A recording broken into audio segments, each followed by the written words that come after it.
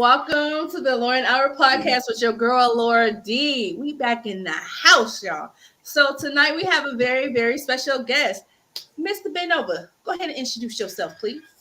Hey, how y'all doing tonight? Hey, man, I got too many AKAs, but I'm gonna get through them. It's the Yellow Bands, AKA Mr. Bendover, AKA Pastor Bendover. You hear me? Also, let me shout out, my podcast, Deep Throat Conversations, AAA podcast. Shout out to CL Brown, Black V, Annie. It's a hard night life. Hey, my co-host Kiki. If I missed everybody, hey, it's all love. I represent everybody who represent me. You know what I'm saying? And also check out my Instagram, Jetfly Clothing 83. If you need any shirts, you hear me? Huh? I feel you, God. I feel like you forgetting one. You got to shout out your TikTok. Oh yeah, Diallo Bands. I got underneath Diallo Bands on my TikTok. You can check me out. A lot of skits. Working on a lot of different things. Got my music and skits on there too. So and Diallo Band's live streaming on all major platforms too. If you like listening to all type of different music too, also. So. Right. So make sure you guys check him out on Apple Podcasts, Spotify. Check him out on YouTube. Anywhere you can find him, anywhere you can stream, you can find him. So, Mr. Benova, I am happy to have you here, sir. Yes, sir. So, this guy's personality is so large. Like your energy, I love it so much. And I was like, yeah, I'm definitely going to have him on the show. I was just waiting for the right opportunity and the right show to get you on. And so I feel like tonight is the best opportunity to have you on here and get your opinion, engage you a little bit. Yes. Okay, let's get it. Yes, sir. And then we also have somebody hiding in the background there. Miss Lady, how you doing, Miss Vanessa? Hi. Yep, and your dude is back. You know, every time Vanessa comes up, the audacity got to come out. So yeah, Mr. Audacity's back. That's not just when I'm here. Oh, it is. Yes. Ready. Yes. So, guys, I am so happy to be here. So, let me ask you a quick question. What did you guys do for the 4th of July? Ooh, we didn't really do much. We went to a water park and then we ate at a restaurant, went to Olive Garden. That was it. Oh, you went to the Olive Garden? That was nice. Yeah. What you? I had brought too many fireworks for the kids. I had brought too many fireworks for my kids, so my next door neighbors kind of got into it with my kids, which I didn't. I was kind of upset. I understood, you know what I'm saying, but I'm like, hey, come holler at me first before you start saying something to my kids. You know what I'm saying? So right. And so it's made me go outside and light up the rest of them type shit. You know what I'm saying? Well, might as well go ahead and be petty. Well, the way I see it is, back when we grew up, if there was no other adult around and you had a children around, you became that parent for the time being until the parent showed up, and then you explain the situation to the parent. If the kid tries to go back and go, oh, he said something to me, well, obviously they were doing something they wasn't supposed to do. So I'm going to be the one like, well, what were you doing for them to get your attention? I'm not going to get mad at the parent because I'm going to be like, something was happening. Not in this time of day. We got too many Karens, too many Kens. You could just be breathing and they just want a reason to complain. So nowadays, I would say back in the day, I would be supportive of that, but not today. Like, you're not checking my kids. You got a problem, come knock on my door. Well, this is where I come with the benefit of the doubt thing. Because if there are people that do that, well, then there you go. There's two sides to every story. If the child has a conflict and a conflicting story with what the parent is saying, then I would have to then figure out who's telling the truth. And given if it's a neighbor of mine and it's a neighbor that knows my family very well or has seen them in passing, then they would pretty much know their personality. Vice versa. Yes, that's what I'm saying. When you live in a certain when you live in a certain area for a certain amount of time, you're going to run into people and they're going to see you. They're going to see you interacting with your children. They're going to see how your children interact with their children. You're going to get a personality like from just seeing them in passing. So if you have a neighbor and the neighbor has a certain personality where they're always complaining and then they complain to yours, well, then it's going to be like, well, then let's find out what's going on and we hear the story out. Because before I snap on somebody, I'm going to hear everything first. And then I'm going to go ahead and say something. I could feel that because, like, I had a neighbor who was like that, and she was annoying the whole neighborhood. Like, these people had just moved into our neighborhood, and you could tell they weren't used to living in the area that we live in. and they were like always fighting in the front yard, and the neighborhood just wasn't used to it. And she see my kids and she stick her nose up, and then one day she knocked on the door. She's like, your kids ate the side of my house. And I'm like, my children would never do nothing like that. And then my other neighbor's like, yeah, no, we known her kids for a long time. They would never do that. Come find out, my kids are now 17 and 16, and they told me they did it. So I was like, oh damn.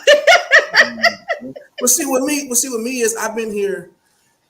I got a house built over here. I've been here 2 months now, and this woman has not said nothing to me. I said nothing to them. I'm still kind of trying to figure things out around here, and I'm in an HOA too. Oh yeah. Now, I didn't per se hear any fireworks in their neighborhood, but you hear them on the outskirts. Yeah. And so personally, I was telling my wife, I'm like, yo, it's about time I'm gonna wrap that shit up. You know what I'm saying? Because I was getting annoyed by the shit. I'm like, damn, I bought that many fireworks. They just steady going at it and at it and at it. And before I actually said something, my next door neighbors had said something. So I didn't really have a problem with it. It was just, me personally, I would came knocking on the door like, let me holler at your parents. You know what I'm saying? Both my cars. Right. Just because you don't want to address no children. That's just, it's different this day and age. Randy Easter said people used to allow the trusted neighbors to whoop you back then if you acted up, but now you have the Pedro down the street. You can't trust nobody. Pedal, or I think it's which one. Yes. Yeah. Yes. The R. Kelly. Like it's just so different nowadays. Mm-hmm. So let's move this topic along a little bit. So B-Dad sent me this video, and I'm just going to play the video, and then we're just going to give our reactions naturally. So let's go ahead and pull this video up. Let's go all the way. How many of you are good cooks and have a recipe book or whatever it may be? Recipe book? See, No. I feel like it's different now. You cannot be You gotta play that from the beginning. non-traditional women. Oh, it's not playing from the And beginning? want the Oh, my man to be bad, tr- guys. Be men, and they're supposed Have a to part treat to their play. women. Mhm. They have a part to play. It's in the Bible. Like, what's going on? Like, you a man. Like, be a man. Like, A man, hold on. You want a man in the Bible, so that's a traditional man, correct? yeah, But modern day women aren't traditional themselves. Why Well- should he be traditional? it's the generation that What's we're a in. traditional female? It's the generation that we're in. No. It's the generation that we in. So I we're know. not gonna argue with you guys that a lot of men are feminized. Yeah. However, modern day women are not traditional. Are any of you guys virgins? Okay, Exactly. Wait. Hold on, no. Because if we're gonna put the standard on men that you want them to pay bills and be masculine and protect you, whatever, let's go all the way. How many of you are good cooks and have a recipe book or whatever it may be? Recipe book? See, No, Yeah. but I feel like it's different now. You cannot be non-traditional women and want the man to be traditional on his side. When you got a wife, she was a wife, not a boss babe, not a boss bitch. None of this stupidity that's going on. Wow. So what do you guys feel about that? Because this is like the third video I seen with women being interviewed, and they're saying they want traditional men, but they don't want to do traditional things. Do you guys think that a lot of women nowadays require men to be traditional, and they don't have the skill set to be traditional women? What do you think about that, Ms. Bendova?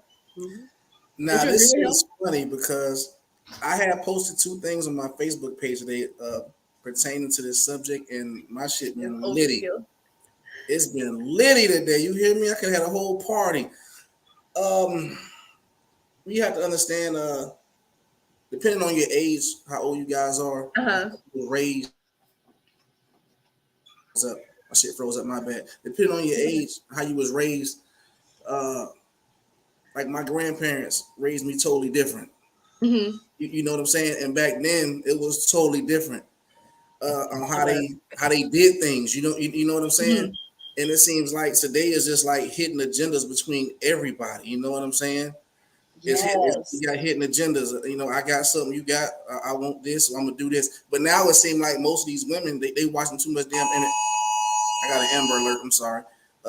Too much entertainment and too much watching too much TV on how they producing all this dumb shit on how women should. Right. Man, I'm like, first of all, I'm trying to figure out where's this book where it says what a man's supposed to do. So women aren't being taught how to be the women of the household, how to raise a household. They're being taught how to get out here, use what you what she say, what's her name on from Players Club? Sometimes you gotta use what you got to get what you want. Right. That's why most of these marriages end up in divorces anyways, because of how they got into them. But now I'm not digging that video at all. And it's a whole them women talking is a whole nother generation of women. You know what I'm saying? Yeah. It's not what I'm accustomed to. A lot of mine's probably dying out or whatever the case may be. But I don't understand the whole concept of that. You know what I'm saying? You want me to do all these things, and pretty much you want to be home and be lazy and not do shit. That's pretty much what you're saying. Right. So Randy Easter said they want the instant success, but disregard the efforts. Randy, that is so true. And you know what? I'm gonna comment on that in a minute. B, go ahead, because you look like you wanted to say something. Nino. Me?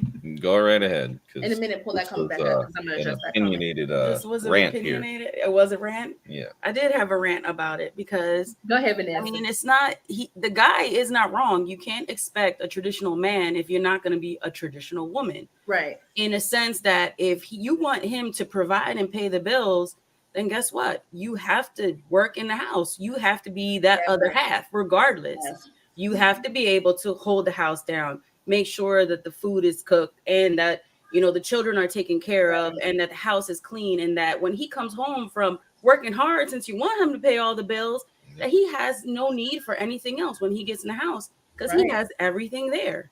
Right. You know, so water's empty. That household, the audacity.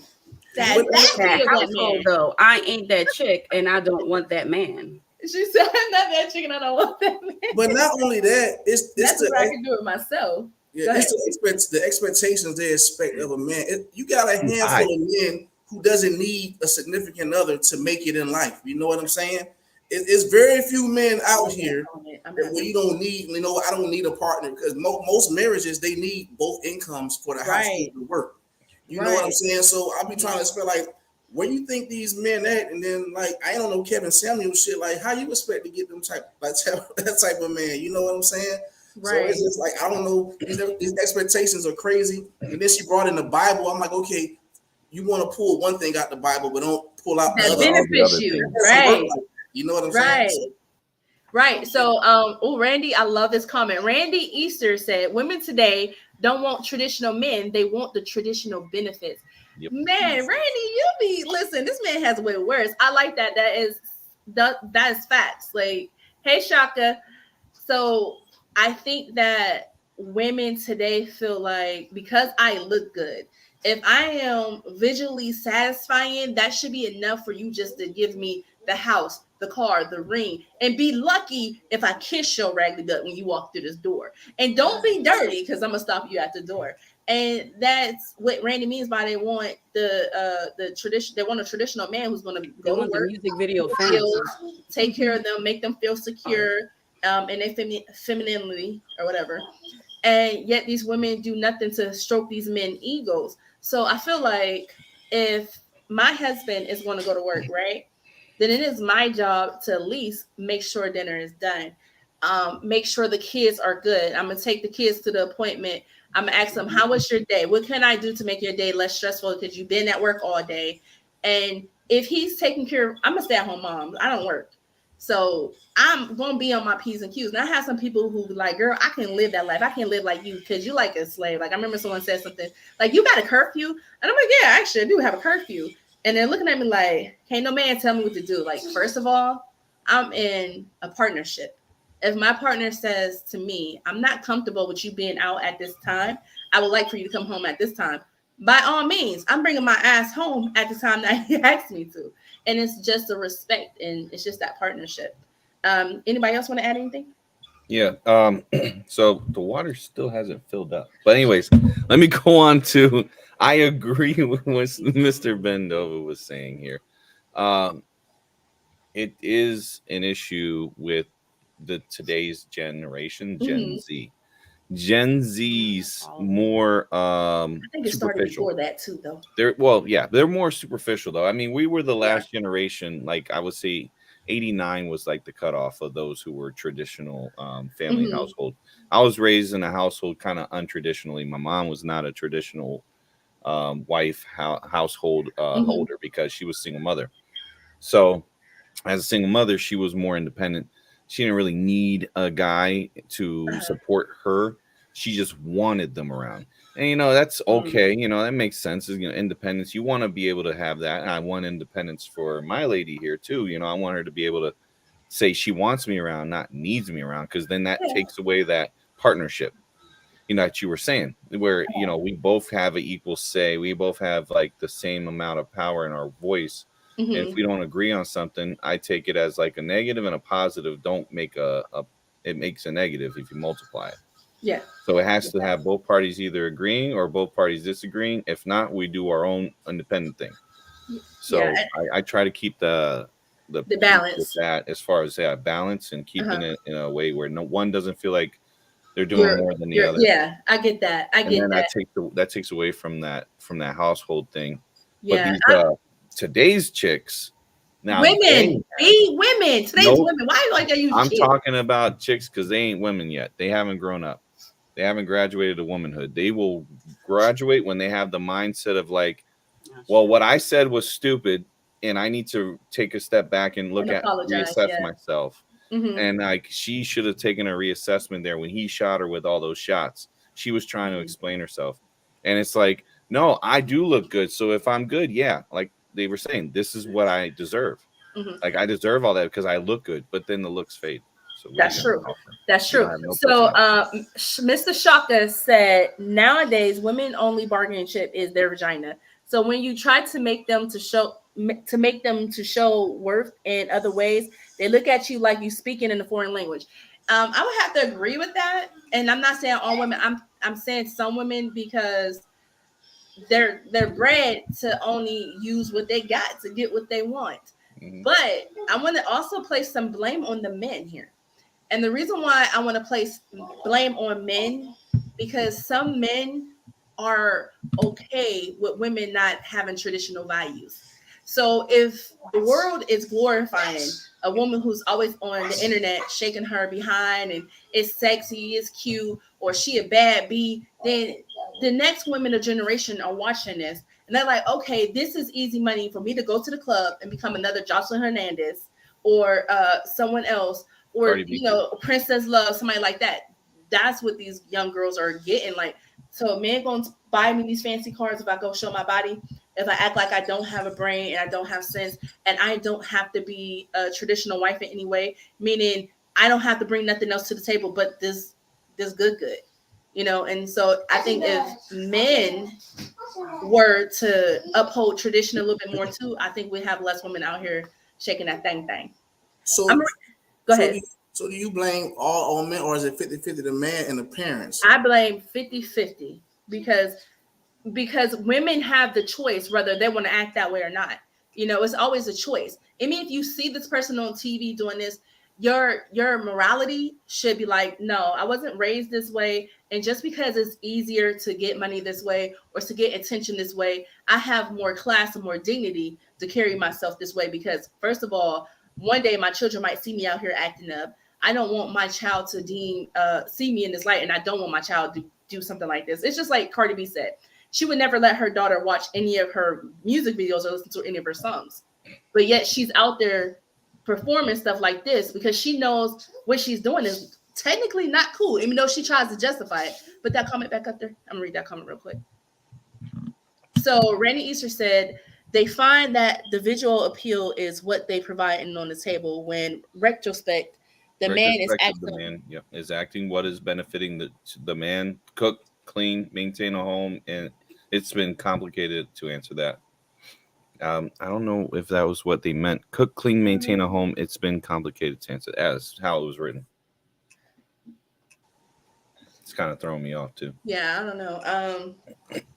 I think what they're trying to say is like it's the superficial, it's the superficial parts of the woman, and not like the other parts of like the skill sets they should learn in life. Back in the days like before schools became more educational based, when they went into the college route and they took away the trade.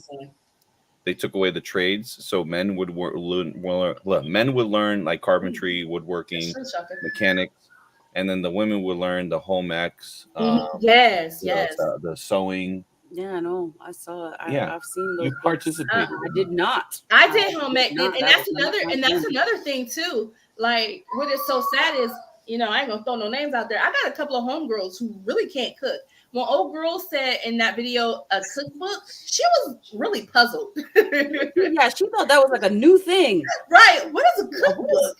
What do you do with that? See, the problem is to me, right?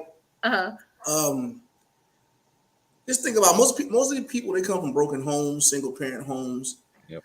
How many kids, how many boys and daughters, or what we want to call it, how many of them are raised to actually be a husband or a wife? That makes you think. I like that. You see what I'm saying? I mean, everybody got different situations, but that's why you can almost just look at, okay, how the kid was raised. I can really tell what it's going to be in this relationship sometimes. Mm-hmm. Sometimes it goes the other way because everybody they're changed. But how you're raised and stuff to me has a lot to do with what the outcome of things is going to be in a relationship sometimes. A lot of us not even raised to be either a husband or a wife. Right. It's just, you know what, a single mom, a lot of times she teaches her kid, her daughter, how to never need no man. You don't need no man. Right, because she had to do it on her own. And she grew up to be lonely almost her whole life or something. Right. You know what I'm saying? Right. Can I it all depends on how you was raised. To me, that's me personally.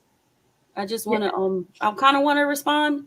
And yeah, it is kind of like how they're brought, but something I've noticed with not so much children, but young adults. And at some point, we stop teaching them to be adults. I see kids, and I'm gonna call them kids because they're still kids in their 20s and some in their early 30s that still don't know what it is to be a grown-up, let alone be a wife, be a husband. They don't know what it's like to be grown. We treat them as a society as if they're children and they don't know any better because they're so young. At some point, we decided that they should be kids, but forgot that we needed to prepare them for a world where they were actually going to be over cuddling. You know, we don't teach them how to, like, they're like, oh, I want to be famous. I want to be on TikTok. I want to do all these things. I want instant, like instant gratification. Yes. Everything has to be instant. Everything. Nothing is worked for. Nothing is hard. The harder it is, the less they want to do it because it's too hard. Yes. They don't want to do it. They want that instant stuff because everything nowadays is instant. They don't know. So they've come to that point. Boys and girls, they want somebody to take care of them because they never learned how to take care of themselves. You know, they're saying boys don't know how to be men. Women don't know how to be women because they weren't taught. So that's because society has confused people. Society has confused people so badly that nowadays it's broken. A single mom. I'm not saying it's bad to be a single mom. I'm not saying that, but there's so many women on TV now that they'll give what's it called, Teen Mom. That shows out there. That show's glorifying these young girls out here having babies and raising these babies. I don't need a man. I can do it by myself. And then now you seeing young girls, I want to be on Teen Mom. I want to be on Teen Mom. I'm like, what the hell? Me too. I want to be on Teen Mom. But like, and then like, I think one of you guys said they're not having two parents in a home or something to show them how to be partners, basically, and how to be a traditional person to your spouses. For me, growing up, I don't think I ever looked at my aunt because my aunt and uncle raised me. I never looked at my aunt like she was doing too much for my uncle. When my uncle went to work, my aunt had his lunch packed. Like that night, she had cooked. His lunch was in the refrigerator. When he woke up in the morning, she had his clothes ironed, hung up and ready. And my aunt worked too, so she wasn't just a stay-at-home wife. And you know, for the most part, she did the household chores. The only thing I ever had to do was clean my room and maybe wash dishes. And I didn't start washing dishes until the age of like 11.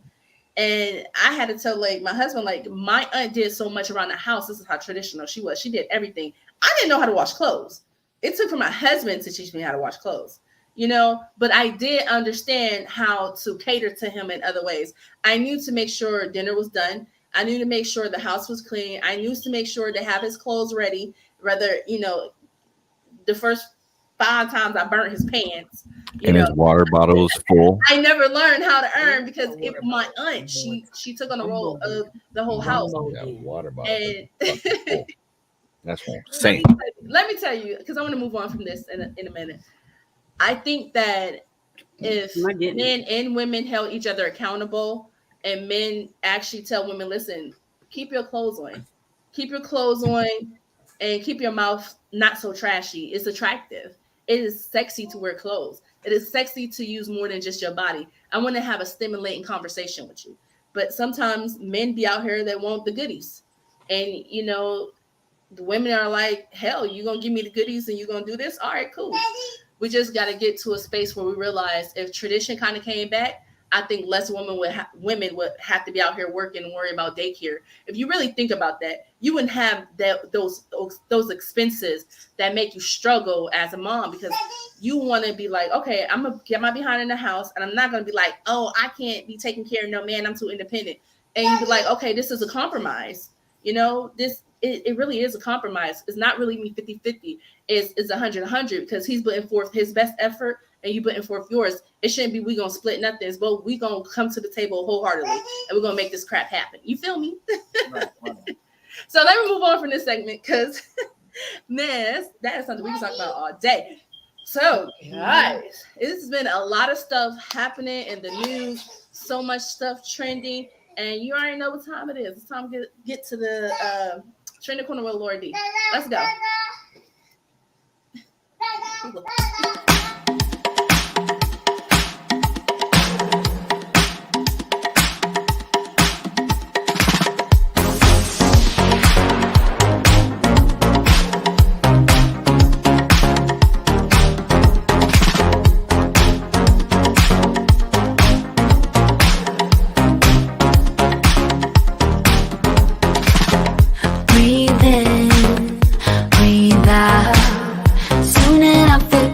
Conquered somehow.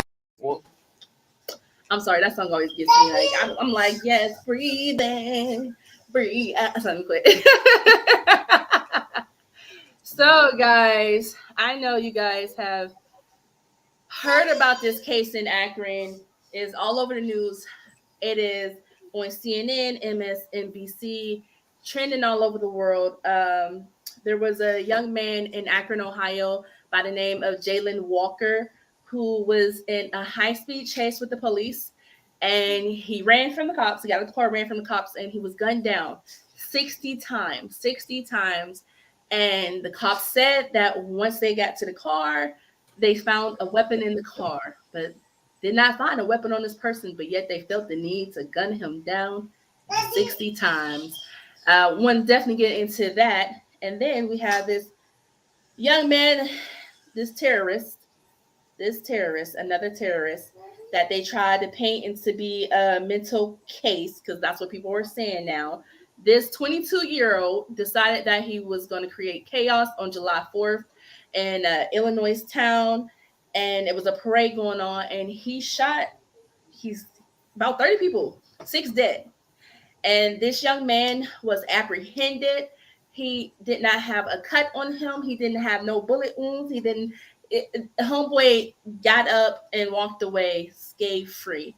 And I really want to touch on this subject because I want to know, why is there double standards in America when it comes to this brown boy and this white young man? They both he was 25 years old. Jayland was 25. This terrorist was 22 years old. They both committed similar crimes, but not similar crimes. One murdered 30 people and one just ran from the cops. I'm trying to figure out why one is dead and why one is still here. Let's get into this. Okay. Mr. Diablo Bands, I'm gonna ask you. Yeah, I'm sorry. Let me. Mr. Bend over. Mr. See, you got so many AKAs. I'm up here talking about Mr. Diablo Bands. Like, it's all good. Mr. Bend over. Why do you think this 25-year-old man is gone, but yet this 22-year-old is still walking this earth? I mean, everybody know the answer to it. I mean, sometimes we just got to say it out loud. It's the same. See how the devil working, and they keep freezing me up. It's the same thing. It's the same case, same scenario. Hey, you ever watch what was the movie? Was it Men's Society or Boys in the Hood when the guy was talking to the Rockies? Hey, the hunt is on, and you to pray. And it's like, man, that was some real conversation he was having with him. Once we start, I'm gonna just say black. I'm half black and half Puerto Rican. My dad's Puerto Rican. My mom is black. He's a bleaking. Yes. I got a cousin. He's full blooded Puerto Rican. I'm walking with him to school one day. But when you look at him, he looks Caucasian. The police stopped me for whatever reason and just let him keep going. And I'm like, yo, we walking together. But anyways, we go get back to this case. It's the same thing all the time, man. It was a white guy who killed 3 cops the other day. Yes, I forgot to mention that. Yes, he came in pretty bruised up, but he wasn't dead. Was alive. Grocery store in Buffalo, guy kills a couple people, scratch free. And there's always a gun. And my thing is, the gun is never found or some dumb shit or it's planted. But guess what? It's a cop that's never shot. I'm like, damn, in all these cases, a cop never gets shot from these kids who they say they have guns on them. And so, and that's where I be puzzled at with it, man. I'm to the point where I'm sick of it. But nobody's not going to stand together and do nothing. Everybody had their own agendas in life. Everybody had their own families. That's so sad you feel that way. Until something changes, history keeps repeating itself. That's true. I get that. So I'm sorry. Go ahead. No, go ahead. Okay, so Randy Easter said they know that Black people will blindly act in anger. They're trying to incite people to riot and cause martial law. I kind of actually feel that way too, Randy. I really do. I think they're trying to get us to a point where they're not going to peacefully do anything. They're just going to keep burning down things, and then lawmakers are going to get tired of these businesses filing insurance claims, and then they're going to be like, okay, these Black somethings can't act right, so let's put them all on punishment. Let's show them the rule of thumb. But my other question would be is, why is it that it's okay to shoot someone in the back while they're running? Why 60 rounds? Why? Well, that's not 80 rounds was fired, 60 hit them. That's not protocol. You're not supposed to shoot someone while they're running away. That's against all police protocols. Len can tell you for sure. Murder. Our producer knows all those statutes, but for what the situation is, I think the situation for each of them should have been reversed. The child who attempted to flee, he should have been tackled and subdued. But running away from the police, I don't know, PSA, don't do it. No matter what, just stay there, listen to commands, and just follow what they're saying. And if anything happens to you while you're in the situation, get the badge number, get the supervisor number, and report it. Send it up as a file, a complaint. Obviously, it's going to be, and FYI, once you guys do that, it's going to be tossed in the trash too. I understand, like, you can say all that, but guess what? So many activists right now, so many civil rights activists, if you brought it up as an official case, there's no telling like what kind of attention you're going to get. So keep in mind, the best way to get these things situated with bad cops and all that stuff is with public, not just public discourse with rioting. That's not how we solve these problems. Okay. You vote in people who will go and clean up shop within the executive branches. So you need to have like mayors that are willing to get rid of the corrupt police.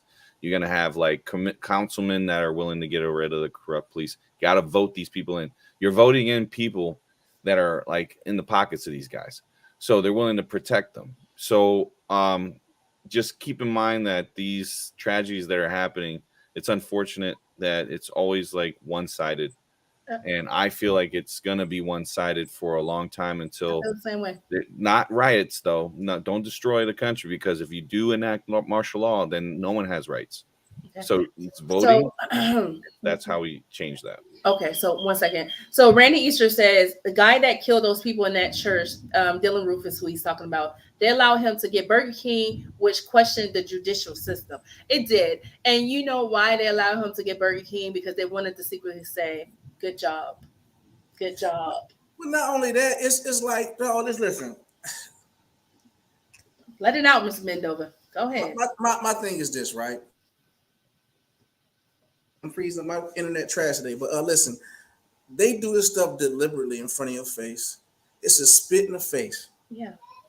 This shit is on video, and people will still go the other way. We just did this, and you got to do this, and we follow these protocols. Let me tell you something, bro. I'm a firm believer in something else, but I know we lie, so I don't want nobody to go off me. How do you get a bully's attention? Show your ass. So you got to burn shit. Burning shit down is not going to do nothing. That's the only time I'm gonna just say black people do this. They start burning shit down. No, you know how you get a bully's attention, bro. When he punch you in your snot ball, you punch him right back in his shit. But you don't want. You don't want to go outright to war. But it's like, what else are you leaving us to do? Right. To fix something. How many times we got to complain? How many times we got to go down and get attorneys? How many more family members got to hurt? Oh, you know how what? many times being crunk got to represent a black family? And see, the thing about it is, it's not going to be a problem till it start affecting you, right? In your kind. You see what I'm saying? When it start affecting your kind the most, they're like, wait. I remember some years ago. I'm gonna say this. You can check it out if you want to. Some years ago, a Black Panther had got on the news down here in Florida. He said the most realest, craziest shit I ever heard on some Malcolm X type shit. He said, listen, these white folks down here ain't gonna understand until we start snatching up their kids and doing to them what they doing to us. And I was like, did he just say that on Channel 4 News? I'm like, whoa. But I'm like, well, damn, I hate to say that, but it's like what you leading folks to do. It's like right now, somebody come blow your kid brains out, he ain't doing nothing. How you gonna feel about that? What action you gonna take? You know what? Let me just calm down and go get me a lawyer and try to get these guys out of office. Man, that shit ain't working. You know what's gonna happen if these cops meet white children with this crime? Just how they're protesting and they get their little ARs and they want to stand on bridges and tell the cops they're not going to do nothing. And these cops put their tails between the legs and they run off and they do nothing. These Caucasian men are going to wage war against the police. And unfortunately, that's not our position to fight. Even though this is happening to us in our community, it's going to take, and I'm not inciting, I don't want to go to war. I don't want anyone to misconstrue what I'm saying. What I'm saying is, that's what would happen, because Caucasian people, they have, unfortunately, they have different rights than us. You know, they can actually walk across the bridge, walk up to a cop with their AR strapped across their chest, and that cop ain't gonna reach for his weapon. He's not gonna feel threatened or nothing. So if you're meeting us with all this violence, right, and then these guys come and they gonna just walk up to you and you've been killed their babies, they're going to come for blood. That's what it is. They're not going to be peaceful. They're not going to burn nothing down. They're going to start a war like what they did at the Capitol. They are improved. That's what they'll do. These Caucasian men and women stormed the government's Capitol. So if they would do that just because they were mad because their president didn't get elected, imagine what they would do if you was to hurt one of theirs, one of their babies. So let's find out what's in the country here. Why are we talking about just two different cultures? There's more than just one. Well, there are more. So I'm a Puerto Rican. People get it confused because I talk and sound and articulate myself in a certain way. Well, that's because I was raised in a different way. I grew up raised in the hood, bro. I grew up in the hood, but I also grew up in a very well-off position. Lost everything, went into a very impoverished neighborhood in the heart of the hood in Philadelphia. That was very humbling. Living in a home that had no heat or electricity and taking baths in the wintertime can really open your eyes to okay, there's something better out there than this. I had it. So the thing is to live in a way that just puts you in a mindset of being a victim. That's going to cause problems for everybody. No, so I never disagree with that. I don't like that. I don't like that you use the word. I love you, B, but I don't like that you use the word mindset of being. Hold on. I'm going to say mindset, and I'm going to keep it like that because I have it. I was picked on in Sheridan, okay, because I had a different mindset than all the other folks. I sounded white. They said I sounded white. That's the problem, but I wasn't. I'm not. That's the problem. That's mindset. You can't have that mindset and then expect bad things or good things to happen. Bad things are going to follow you with a negative mindset. You need to change what you're thinking. If everybody in the country that feels victimized changes that thought process and be like, you know what, I'm not a victim. What they're doing to me is wrong, and I'm gonna follow this path because no matter how bad you did me, I'm gonna follow just this positive way. That's what Dr. Martin Luther King was doing. They treated him like shit, and what did he do? He did everything in a non-violent way. They treated him like straight up shit and killed him, okay, because he was doing so good. All right. And that was the messed up part. It's like, have that mindset, because Dr. King had that mindset, which is, y'all gonna do something, but I'm gonna hold myself up. I'm gonna keep my head held high, and I'm gonna walk forward, not backwards. And what's happening is society's pushing a one group of people backwards, but the victimization is winning. They're winning. They're changing y'all's mindsets to think I'm a victim. And because these things are happening and they're being televised and everything, they're all on the media. It's like the victimization mindset's coming in. It's bad. Let me read our fans' comment real quick. So Randy Easter said, Tupac said it best when he said, "We've been knocking on the door for food, and now I'm picking the lock and I'm coming in blasting everyone on sight." God dang. He did say that. He did say that. I want to respond to that the mindset. My grandfather, my pastor, and he said everything started in the mind. I'm kind of 50-50 with you on that, but a mind. I'm not being funny, but a mindset doesn't change your skin tone. Doesn't matter, man. I was picked on for being a certain skin tone. No. I'm not saying that. I'm not saying that. Until you get into somebody else. For example, till I moved down to Florida, when I was up in Ohio, I'd never been stopped by the police or nothing. Turn the camera off, the mic on. Go ahead. Listen, I'm not being funny, right? Listen. Yeah, go ahead. When I left Ohio, right? Yeah. I was raised in Florida, so I was a military. My dad was military. I've been a little everywhere. But anyways, until I moved back to Florida when I was 19, I've never been stopped by a police officer. I never had no racist shit said to me, anything. Dog, since I've been down to Florida, bro, I got pulled over and got arrested 3 times, been pulled over 10 times. I'm not even gonna say it's because of that, you know what I'm saying? But I've noticed how I got handled by police officers down here than up north. Not saying it's not no racist cops up north, but I'm saying down here in the South, bro, way different. That shit totally different, bro. And do I have white friends? Yes, I have. I have white friends in situations where with them, I'm leaving the beach or something like that. We get pulled over. Hey, you go call your ride. We talk. Bye.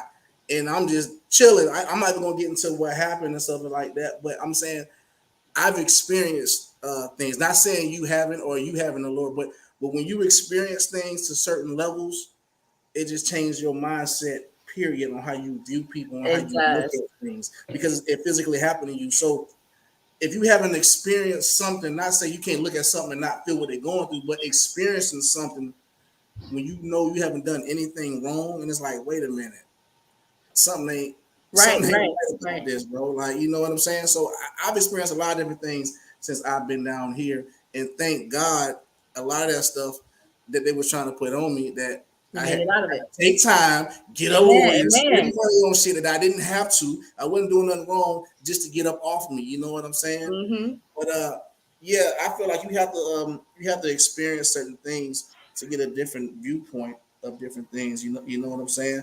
But that's where I was getting at with right. All those things happen to you, right? But you keep your head up. You keep moving forward, and you don't allow it to bring you down. You're not a victim, right? Right, Mr. Bendova, you're not a victim, right? Brandon, I am, but I'm not. Right. Yeah. You don't let it get to you to that point, right?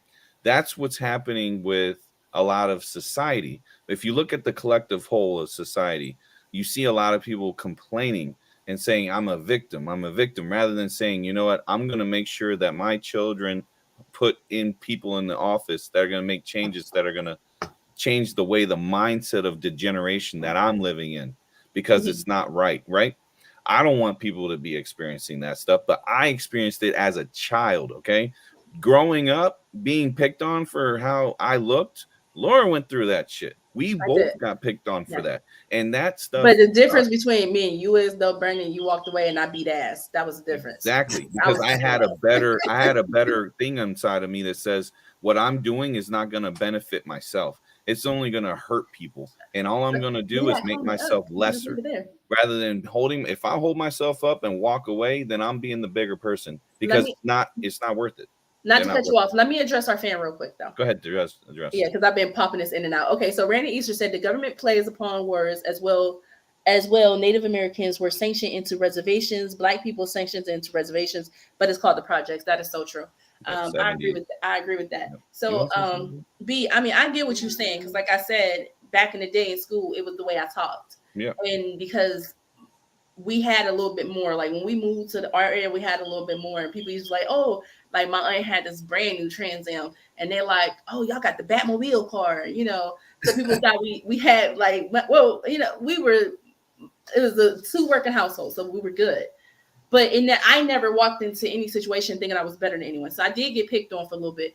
But once I addressed my bullies, they're some of my closest friends now. You know, sometimes you have to just meet a bully right where they're at. And that's in the middle of this ass kicking. You know what I'm saying? And get up and shake hands. But let me address this victim mentality. That young man, Brandon, he can't open his mouth to say he is a victim. That man is dead. I didn't say nothing. I didn't take away from that. I never said that. But you're like, the way you're setting it up is like, I feel like I said the things need to be reversed. The dude who shot people need to get shot. If you're shooting no somebody, one needs to be shot. No, I'm saying no one needs to be shot. If you're shooting people to do it just to do it, your ass needs to die. And death penalty needs to come back. We need to do an eye for an eye kind of shit. We need to do some draconian policies and get it in people's heads. That's barbaric. That's barbaric. The way that we should listen. Violence have been existing for centuries. Okay, why is it with everything we gotta go blow up some stuff? We gotta beat people up. Like if we simply just teach tolerance, you know what I'm saying? If every person who is non-Black, non-brown, or other, if they were to teach tolerance in their households, then every day that one of their family members walk out the door, they have some patience with someone who doesn't look like them. They shot that man in the back simply because they figured he's a Black dude, he's running. Guess what? We'll be justified because that's what they thought.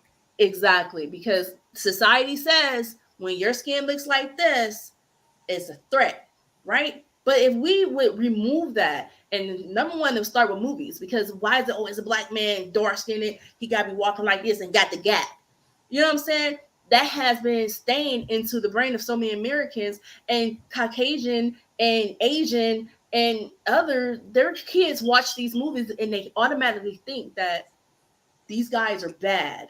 So when they grow up to become police officers, it's still there. These guys are bad, and they're not having enough interactions with people who don't look like them. Let's teach tolerance and understanding, and that should start in these schools and stop with separation, because segregation is still going on. You can't move. I'm gonna hurry up. Make my point.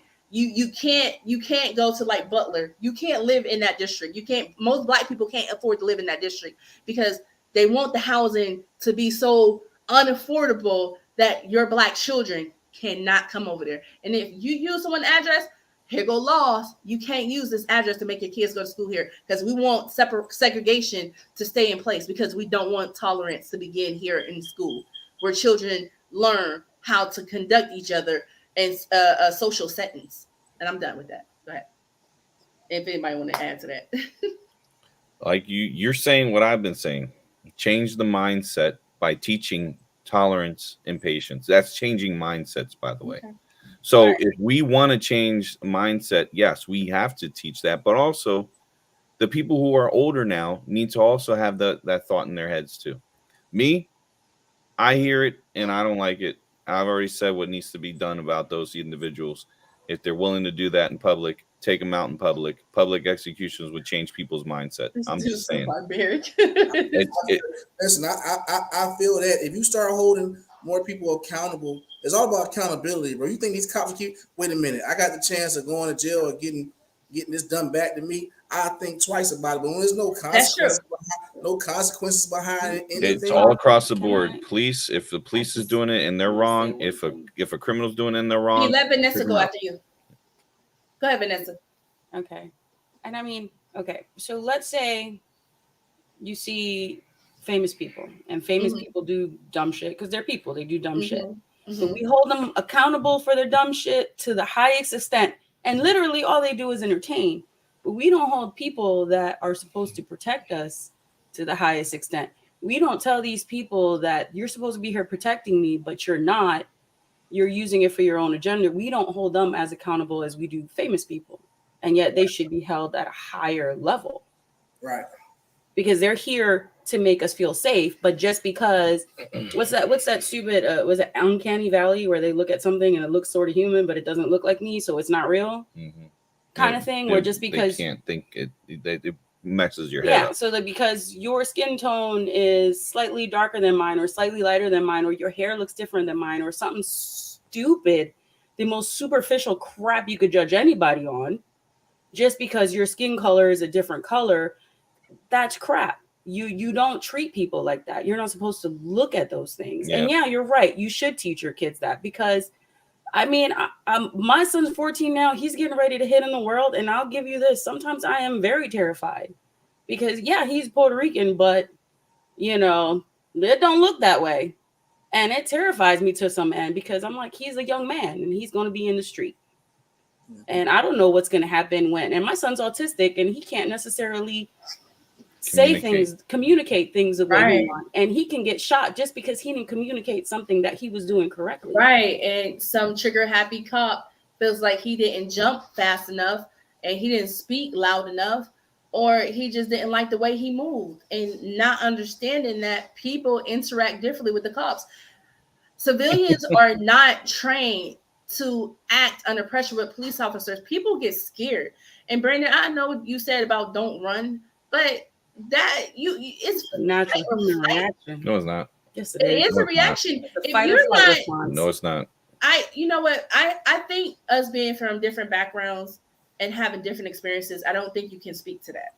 I've been around weapons I just don't my think you can. Entire upbringing. My mom showed me matter. weapons, it doesn't matter. How to use it. It doesn't matter what you've been around. You have never lived in this skin or looked this way. Okay, you look past people and you look Caucasian. My mom has had weapons pulled out in her face. My mom's had weapons pulled in her face. Okay, she didn't run.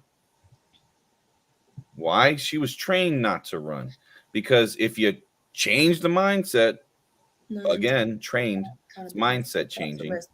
You have to understand that running is a good way of getting hit with something, rather than just standing there, listening to commands, do what you're something. If you're doing all that you're supposed to do, and then the bad still happens, then guess what? The accountability part needs to be taking place. And I'm telling you, the draconian policy of taking them out, shooting them right in the back of the head, to execution style in front of everybody, public display of execution. So let's go North Korea. Take them out. I got a question. Hey, you military, right? Yeah. So what? It's a dumb question, but I'm asking, what causes post-traumatic stress disorder? Well, being in a thing that can risk your life, or any type of event that causes severe emotional trauma. Or okay, and that's basically viewing and seeing things over and over and over, repetitive, right? Not viewing it, actually living it. That you can see it doesn't affect you. You go numb if you view it. If you're seeing it on a screen, you go numb to it. If you experience it in real time, then that's PTSD. So I can't get PT. You don't think a person growing up in the hood, seeing things over and over and over again, you're experiencing it in real time, that's PTSD. Yeah, you have to experience it. So that's why I was getting to the question with the running thing. So if I'm a local kid that's in the hood, seeing these things happen over and over and over and over again, I'm gonna have some type of PTSD, some type of reaction time to something, right? Well, PTSD doesn't say run away. PTSD doesn't mean run away. Well, we can't say that, because everyone experiences it different. Okay, read up PTSD. I'm gonna tell you right now. This is what PTSD. No, read up on it, because this is what it is. PTSD is it's like a I snap had to back take it for my into psychology class. I had to. Okay, so hang on. I'm going to tell you something Okay. because if you knew what PTSD, you wouldn't say runaway is PTSD. It's not. So PTSD is a flash of an experience of an event, and you experience it like if you experienced it back when you were there. Running away is not a part of that Fucking PTSD. crazy. Running away is a protection from the PTSD.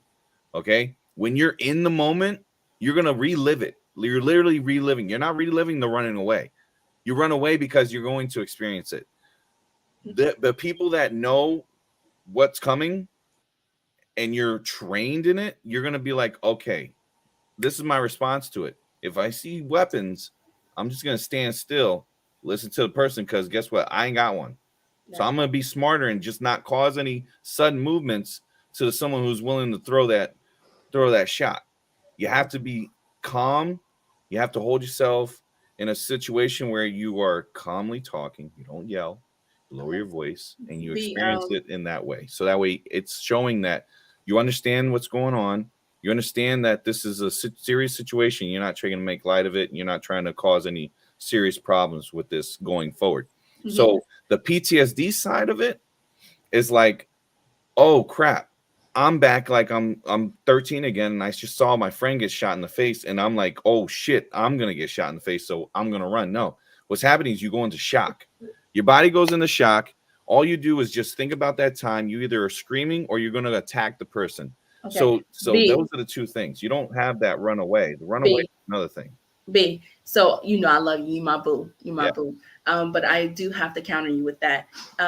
So PTSD manifests in many different forms. No one person's PTSD case is the same.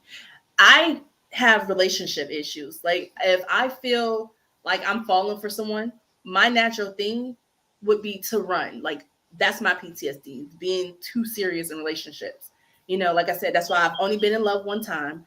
And my husband's literally my first love. That's relationship PTSD. We can't categorize that. Listen, PTSD, like I said, there's different type of PTSDs. We don't know what his was. Like Mr. Band said, or Bendover said, his could have been from watching kids experience bad things with the cops. So his PTSD was flight and run hell off, So what I'm saying is your PTSD might be, let me hurry up and do what I'm supposed to do. Because in your mind, if you move, you're going to get killed. If you say the wrong word, this can happen to you. Think about your consequences, because your PTSD might mean you need to act accordingly. Someone else's might be like, you need to run, get away from this situation. So we cannot categorize everyone's PTSD under the same umbrella. So let me say this, okay? Personally, like Mr. Ben Noah said, living in the South is so hard. Like when you're a person of color. When I lived in Ohio, I've been called the N-word one time. And the person who called me, I knew he wasn't racist. I knew he was just trying to hit me, like just mad. I can count on 10 fingers and 10 toes and some more how many times I've been called the N-word while moving here. And I am 30-something years old, and I've never experienced racism the way that I experienced it when I moved here. You seen firsthand when we was walking through that taco joint, how that Caucasian woman wouldn't even look our way, wouldn't even speak to me. And because of your skin tone, you was able to address her and her not pull out the phone and call 911. I told you, I was like, leave it alone, because if you looked like my husband and me, she was gonna call the police. You know what I'm saying? So for people of color, when you interact with the police, it's a scary event. I got pulled over and I was hyperventilating. Luckily, I got pulled over by a Latin man, and he was like, "It's okay, ma'am, calm down." And he's like, "I'm not gonna hurt you." I got pulled over by a Caucasian cop, and the only reason why he didn't give me like a ticket was because the president was in town and they had to hurry up and get back where they were supposed to be. But this guy stepped out the car, this Caucasian man, trying to show his authority and force it on me, like walked out straight asshole. And that's the problem. We got too many of those men who wear the badge, and the badge is not respected by them. The badge is not serve and protect. It's dominate and intimidate.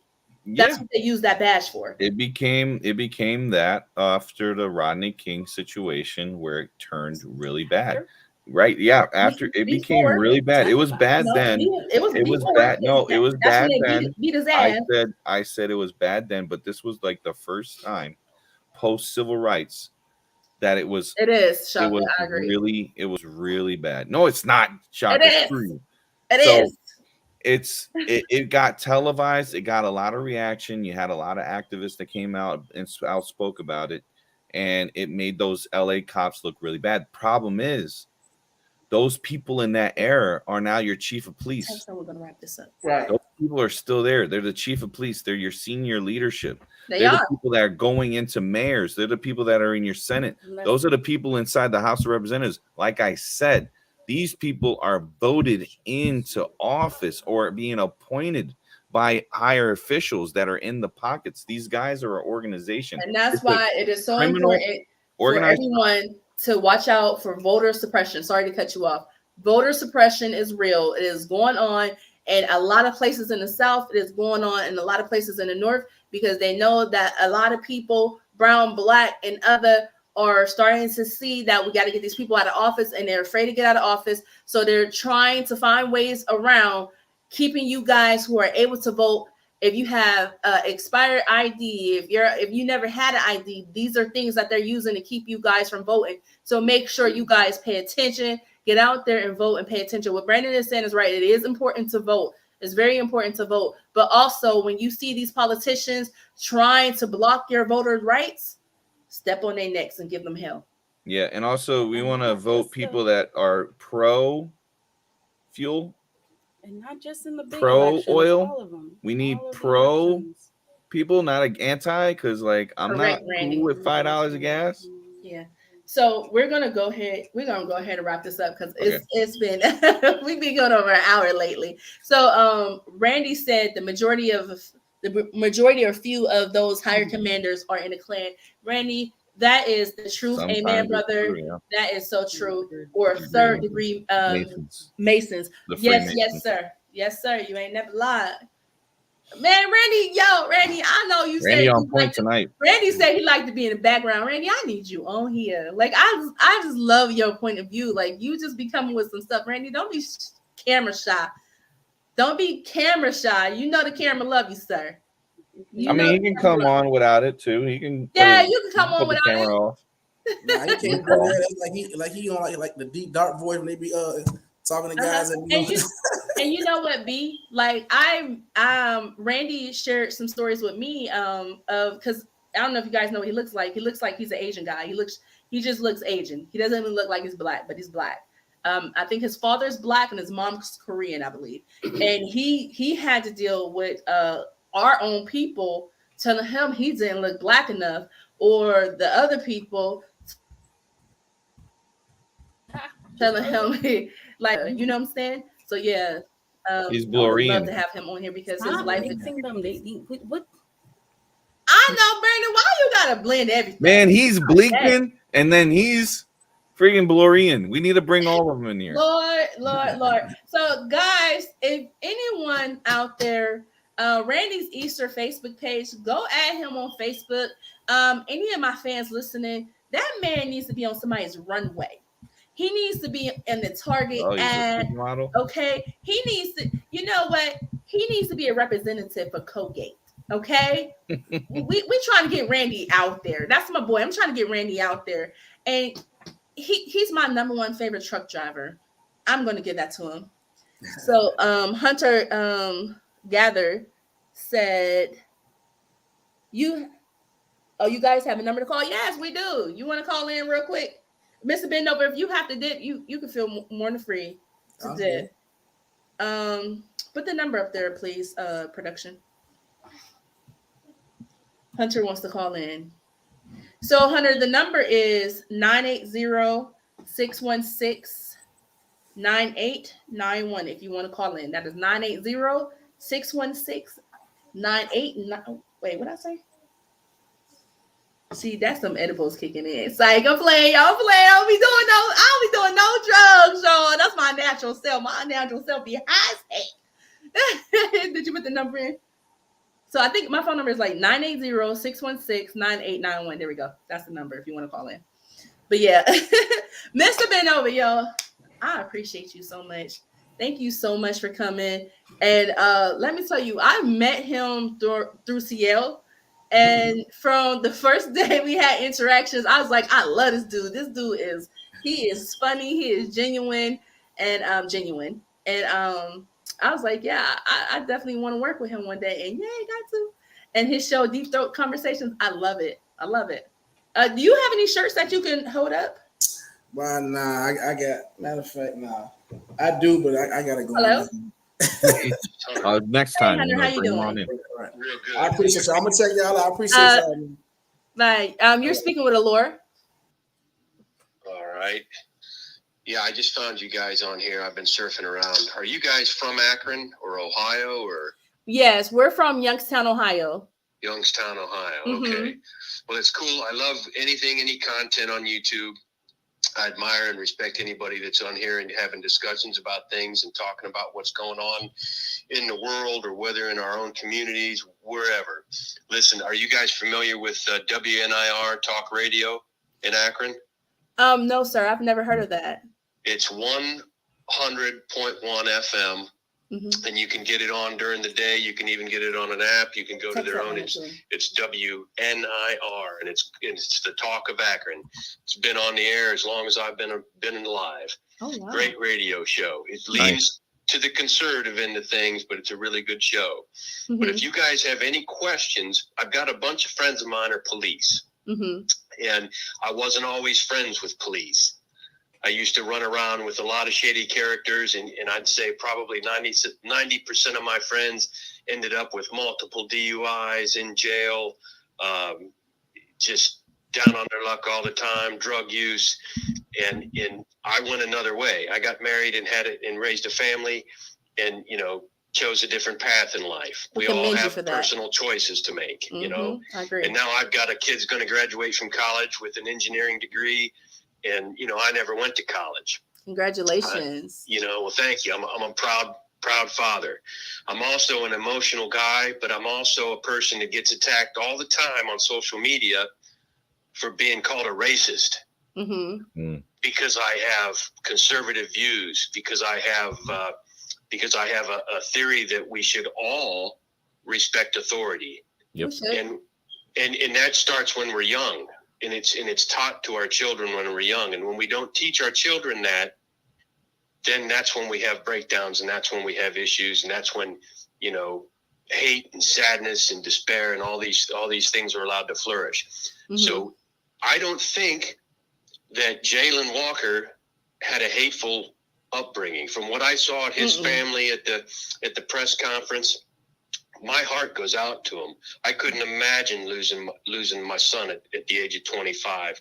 Couldn't imagine what kind of grief, and I'll cry with them. I'll pray with them.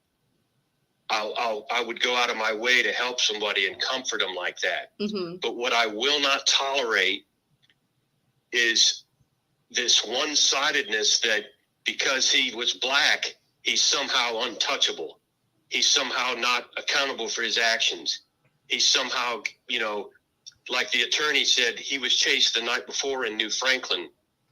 They called off the chase. Mm-hmm.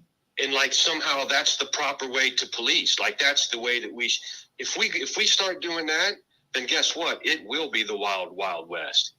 When you take away any deterrent to crime, crime's going to flourish. Yep. So this guy, and I didn't rush to judgment. I don't know what's going on. When I first heard the amount of shots, I thought, oh, that's bad. That's really bad. This is horrible. And but I thought, I want to hear all the facts and everything. And I was privileged to information that the public wasn't getting because I am friends with people that were in the evidence room that morning. So I started to hear all the things, and they're horrified.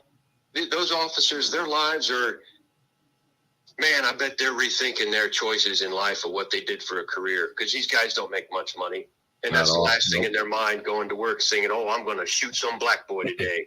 So, they don't even want to pull people over in Akron because we've got probably 60 unsolved homicides. Mm-hmm. And I'm going to say this, and if it's offensive to people, and this is where I get called a racist, it's all it's 90% black on black crime. Okay. They are running around, shooting up drive-by shootings. Just a month ago, we had a black woman leaving a movie theater in broad daylight and got shot and killed. Mm-hmm. Oh, Where's the outrage? So where's the protest? So, Hunter, that's your name? Yeah. Okay, Mr. Hunter. So, I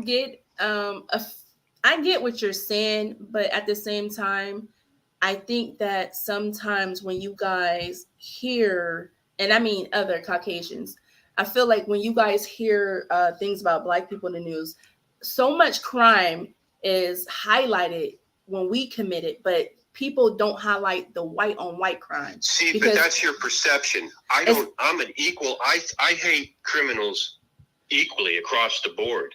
Yep. I don't care what color you are. Your blood is red. You all look the same underneath.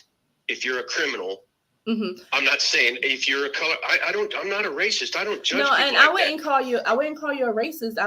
I would say this is your life experience. I understand where you're coming from, and I understand where the hurt is. But you have to understand this is not the hill to die on.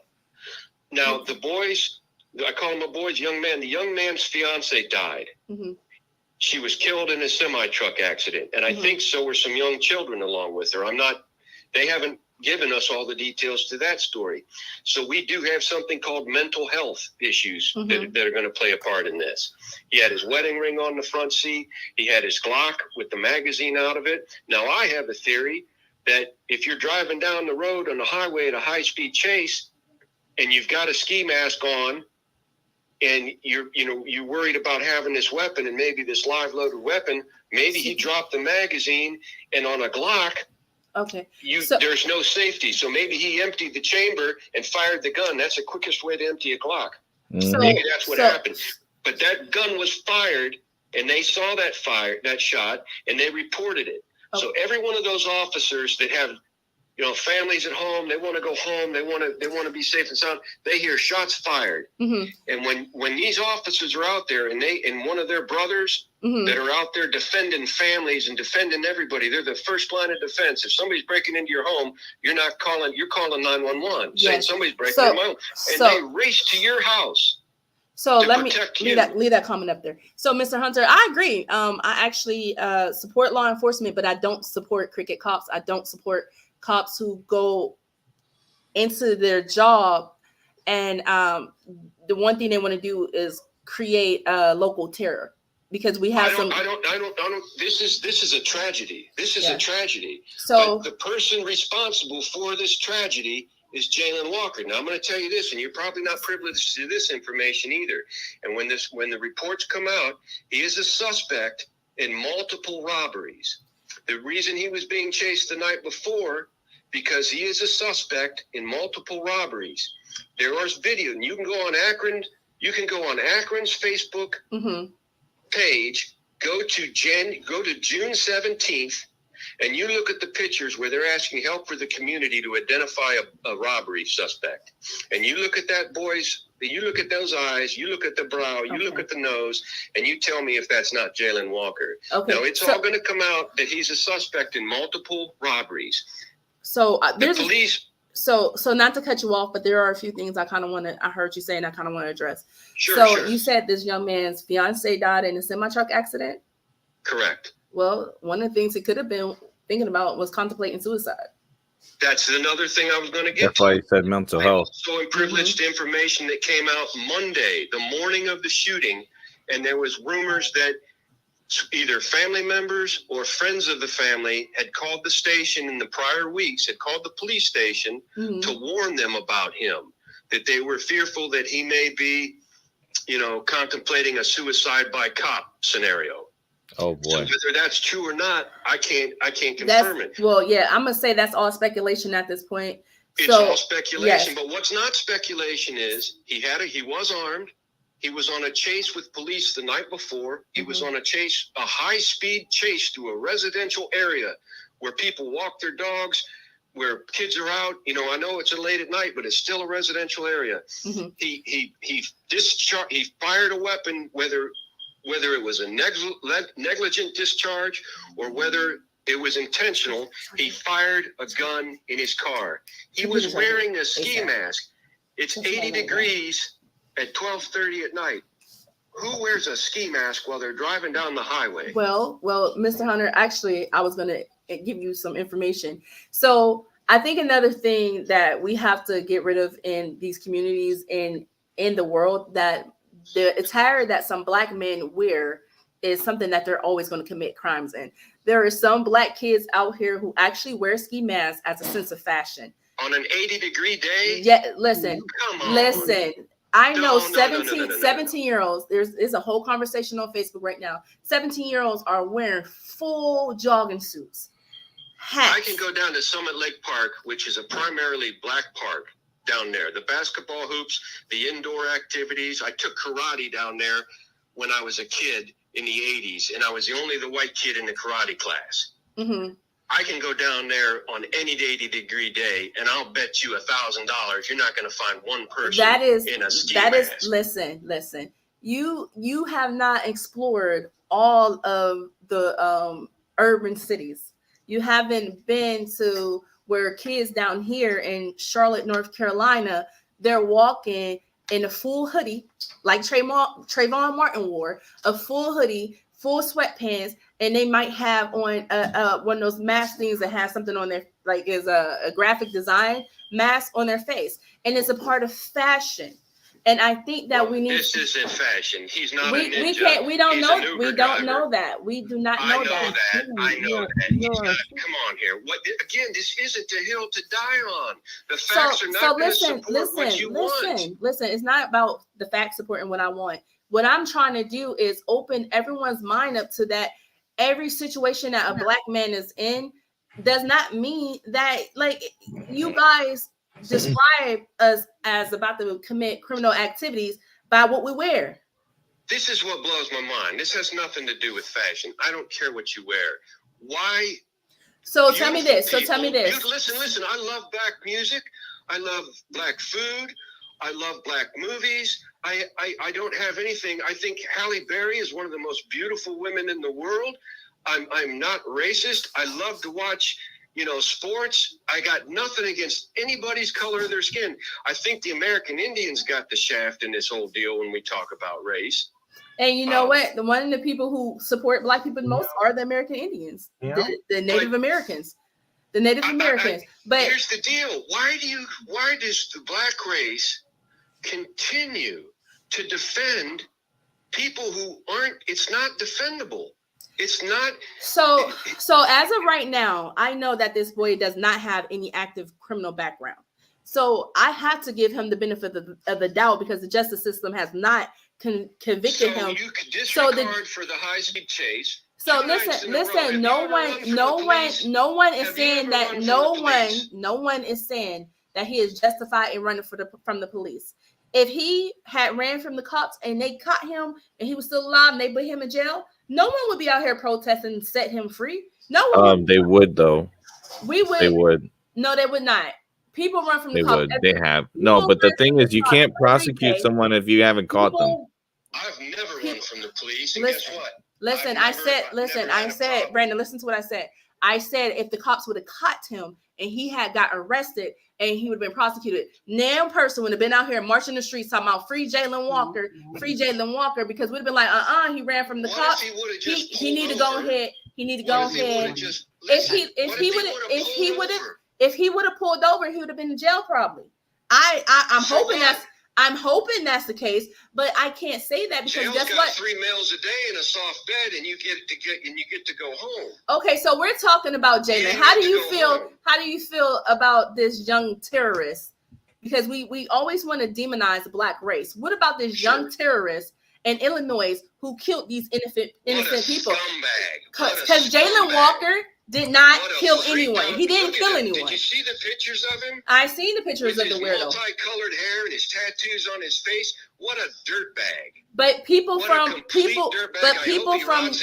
your side of the fence are saying he had mental issues. Give me another white mental issues. Dylan Roof. Everyone. Give me another example of another white dirtbag. Timothy McVeigh. Timothy McVeigh. You disavow. Okay, so I don't hear you. I think they're all evil. I think they're all godless, evil pukes. I hate them. I wouldn't go. I don't like evil. I don't hate anyone. I don't like evil. But what I am saying is, for a high speed chase and running through a neighborhood does not mean that he needed 60 rounds in his back. Now, see, here's where I can give you an example, and this is where if you want to change the system and you want to change how things are done, then change the training, because that's what law enforcement. They've been changing the training. Officer. We got new policies put in place every year. Do you know what happens? Do you know that the targets that they use literally have a person in a ski mask on them? Does it? They do. Okay. They do. So I have a professional right here who says they don't use that for their. I've gone to gun ranges and they do. I've gone to about not regular gun ranges. It would be something where the police. My mom has gone to gun ranges. Let me ask you this: if you're at home cooking a meal on your stove and it catches fire, put that comment up there. So, and you have a fire extinguisher under your kitchen sink, are you just going to spray a little bit at the fire, or are you going to spray that fire extinguisher in either two things? The fire's Wait a minute, Mr. Hunter. I could see spraying him if he was facing them and he had a weapon in hand and he was shooting him. All they knew was that he was running. You can't listen. He was running. It was dark. Did you see the video? He exited with a ski mask on and he was running. Yes, and he turned. Is it a tragedy? Yes. You have to actually listen. You can't just because you're afraid does not mean you can shoot. I cannot walk out my house. I cannot walk out. Okay, Mr. Hunter, because I'm trying to be respectful. Can I please get my point across real quick? Thank you. So I cannot walk out my house and my neighbor comes. My neighbor walks out and scares me, and I say, "Oh, pow!" He scared me, so I shot him. I would be prosecuted to the full extent of the law. And cops, they're trained. You just don't whip out your weapon and shoot. You got to make sure you're in actual danger. They were not in danger. They did. They chased him and they tried to get him to pull over like normal people would do. Have you ever had the cops pull up behind you? Yes, I have. What did you do? Did you run? Did you hit the pedal to the metal? I pulled over because my experiences with the police are totally different than experience than some black males. You know what I'm saying? Most females do not run. Usually males do run. It's just silly. Chris Rock 20 years ago did a video. It was a comedy vid.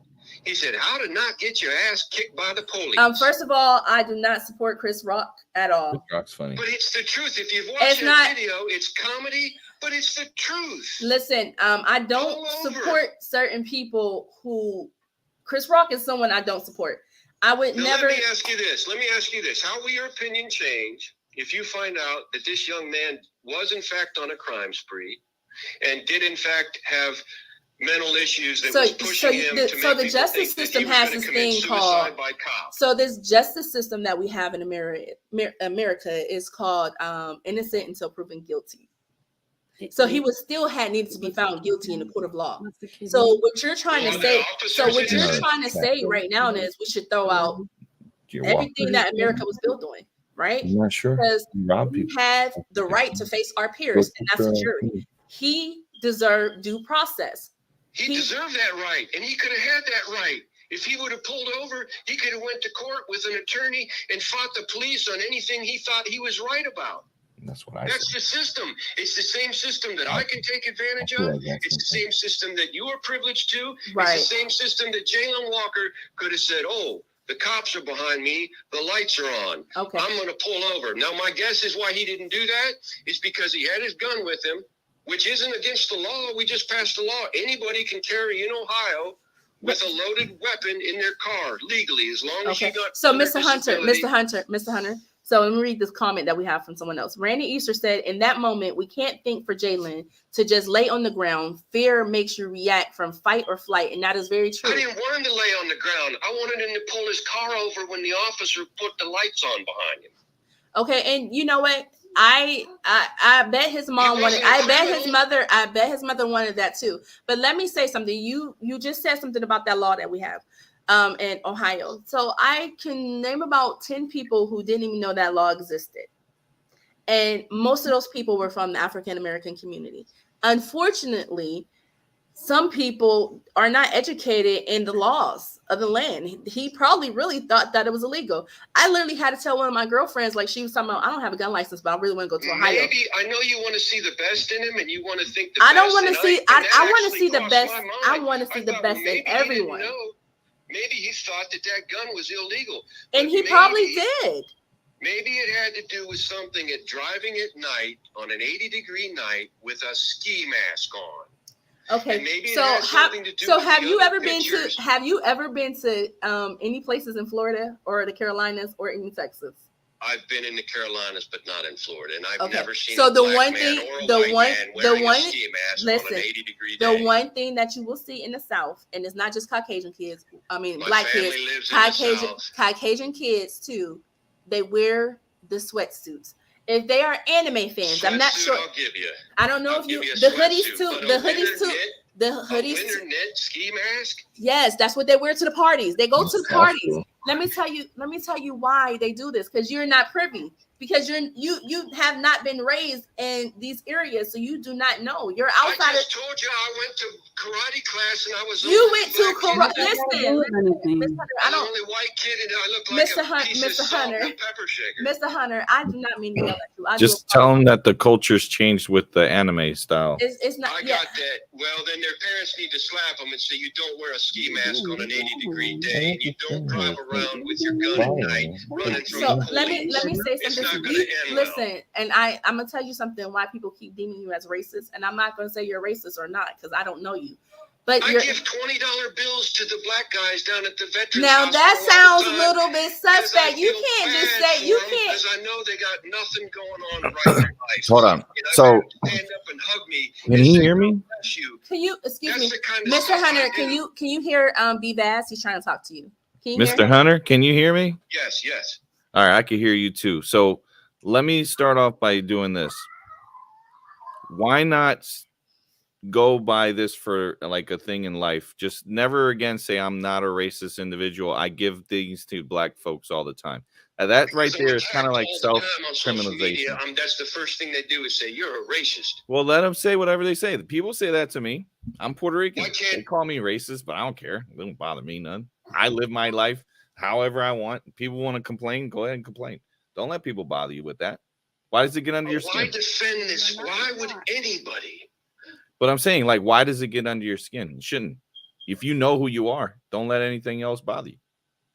I mean, because I hear it enough, and it's like if you get accused of, I don't know if you've ever been accused of something that you didn't do. If you hear it enough, yeah. You start to think I might as well just be that anyways.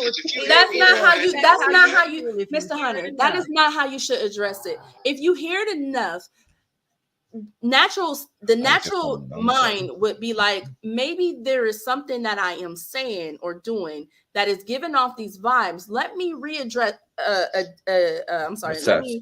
Reassess what I am saying and how I am saying it. Me as a person who does not know you, if I was to meet you on the street, some of the things that you have said, it would have rubbed me very wrong.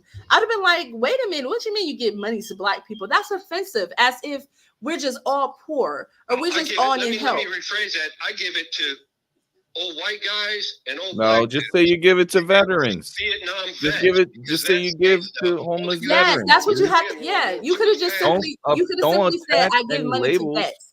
You didn't have to put color on it. Yeah, when you put color on it, then it makes you. It sounds bad, dude. It sounds really bad. And you might be a sweetheart person. Like you might be a person who genuinely loves everyone. Let me say this. I just reported somebody on another YouTube channel because I was looking at live channels talking about this. And the guy said that you need to go into the don't be messing up the black neighborhoods.